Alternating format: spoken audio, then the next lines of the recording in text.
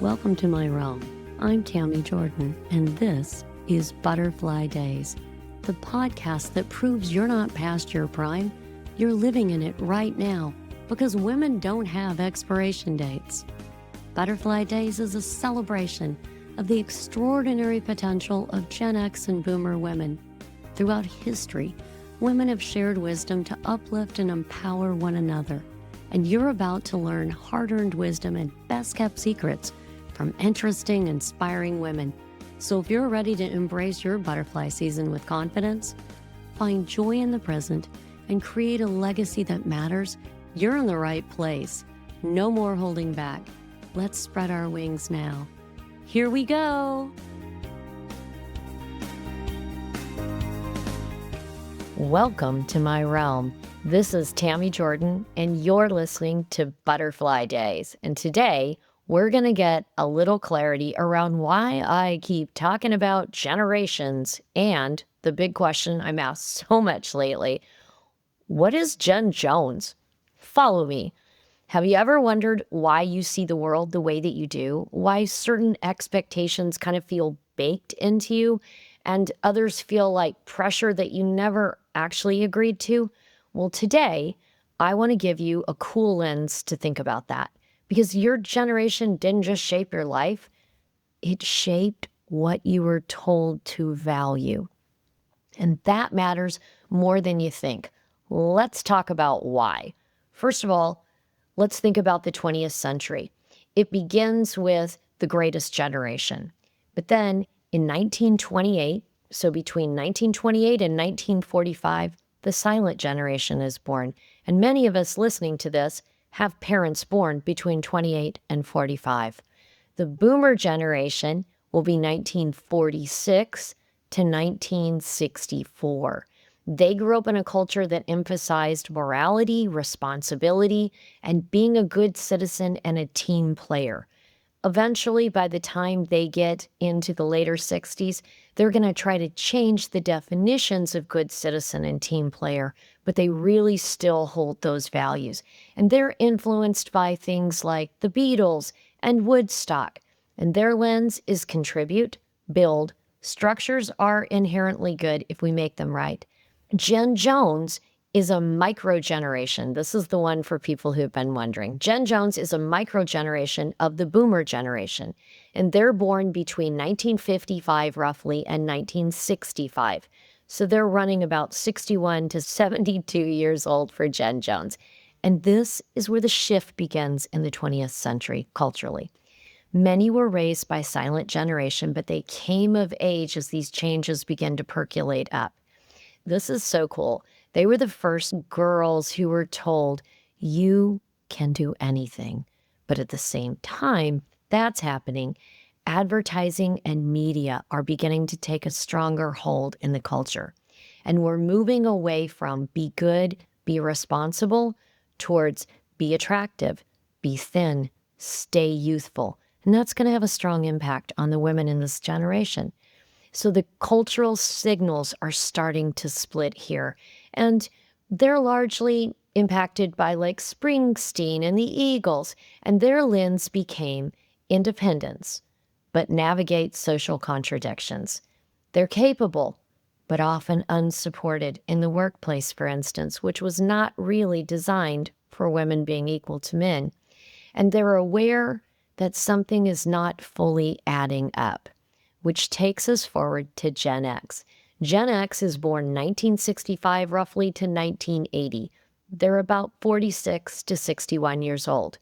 Gen X didn't just inherit the tension that Gen Jones felt. They lived it more intensely because they grew up in it.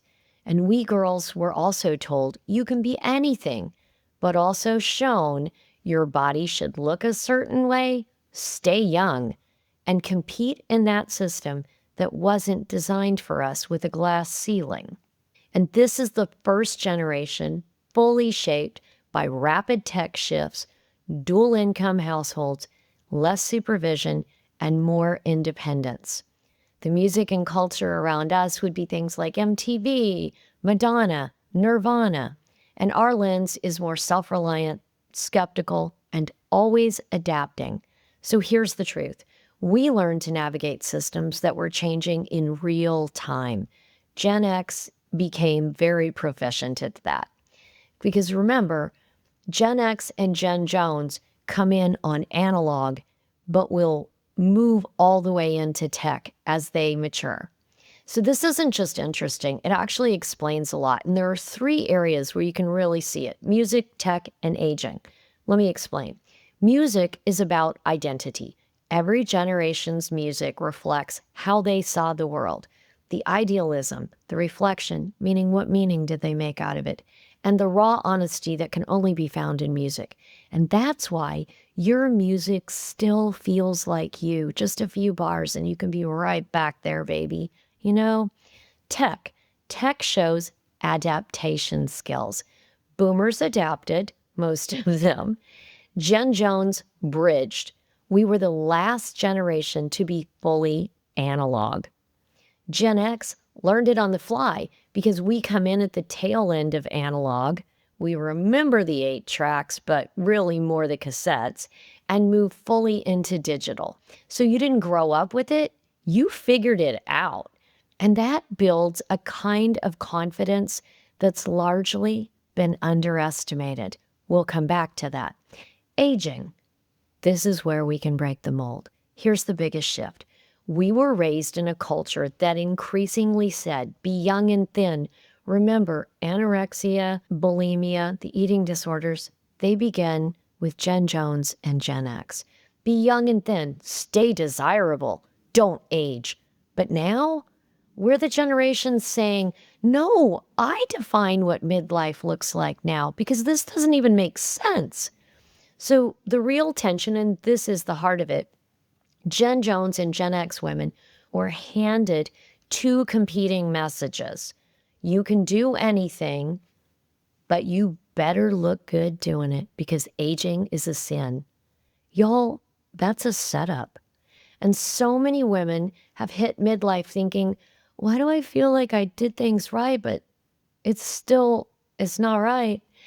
Because the rules don't make sense for real women, and they were always shifting. And the idea that only young, beautiful, sexy women matter is patently ridiculous. We need a reframe. So here's the part that I want you to see. You are not has-been or too old, and in your heart, you know this. You're not over because women don't have expiration dates. But what you are is uniquely equipped, y'all. Why? Because we had to navigate cultural change. We adapted to the technological revolution. We questioned systems that didn't fit. And over the decades of that, it gives us something powerful: perspective, discernment, choice. So here's the truth. Our generations kept modifying the expectations that we were given. And now we know that we can define the life that we create next. We are the generations that can say, I see the old narrative. I understand where it came from. And I choose something different now because we're the trailblazer girls who can be anything we want.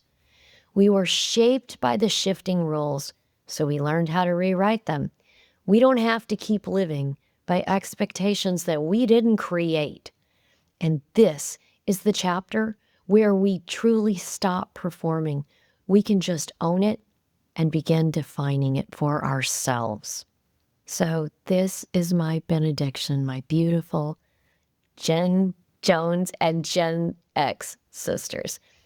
I hope you see what an extraordinary place in history that we have lived. And I hope that you're grateful to have learned to adapt, question the narratives you were handed, and still believe that you can create an amazing next chapter. I hope you see clearly that we didn't start this fire, but we can use the light of it to navigate to a better future for our daughters, just like we always have. We know the secret now. The power is inside us, darlings. So may you click your ruby slippers and know you've always had the power, my dear. You just had to learn it for yourself. Bless you this week and always. And remember, I'm rooting for you. I'm so grateful you listened to this episode. I hope it was a real value to you. If there's a sister in your life who needs this message, please share it, just like women have done to lift each other up over the centuries and across cultures. Women lifting each other is so important. It's why I do this work. And to avoid FOMO and keep up leveling your own life, make sure you don't miss the next episode. You may be losing hormones, but your life has given you powerful perspective. And I believe you have something to give that no one else does, that the world needs. So remember, I'm rooting for you. Let's go.